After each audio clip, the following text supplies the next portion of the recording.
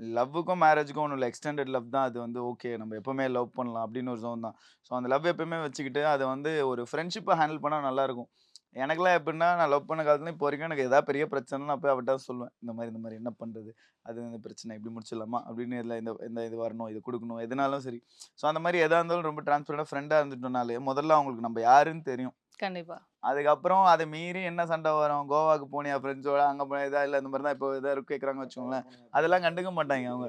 என்னது? அடிச்சு பட்டாயா போனீங்களா? ஆமா. எங்க போனாலும் அதெல்லாம் கண்டுக்க மாட்டாங்க. ஏன்னா அவங்களுக்கு தெரியும். ஓகே நம்ம லைஃப் என்னன்னு அவங்களுக்கு தெரியும்ல ஃபர்ஸ்ட்டு. அதுக்கப்புறம் அங்க பெரிய கன்ஃப்யூஷன் இருக்காது. ஆக்சுவலி அவங்க லைஃப் பார்த்துட்டு இருக்காங்க. அண்ட் ஆஃப் கோர்ஸ் என்னன்னு சொல்லுது, இது எல்லாமே வந்து ஒரு ரியாலிட்டி ஷோ அப்படின்னு இருந்தாலுமே, எங்கேயாச்சும் ஒரு ஓரத்துல ஒரு பொசெசிவ்னெஸ் இருக்கா அவங்களுக்கு? நீங்க வந்து சும்மா லைட்டா க்ளோஸ் ஆனாலுமே அந்த மாரி, இல்ல சீன்ஸே பார்த்தாலுமே அந்த மாரி குட்டி பொசெசிவ் இது அவங்களுக்கும் கண்டிப்பா இருக்கும். பட் எனக்கு இது ரொம்ப புடிச்சு இருக்கிறதுனால மேபி அது இதுவரைக்கும் அது ஒரு பிரச்சனையா கூட அவங்க என்கிட்ட எடுத்துட்டு வந்ததே இல்ல. அவங்க பேசினது இல்லையா? ஆமா.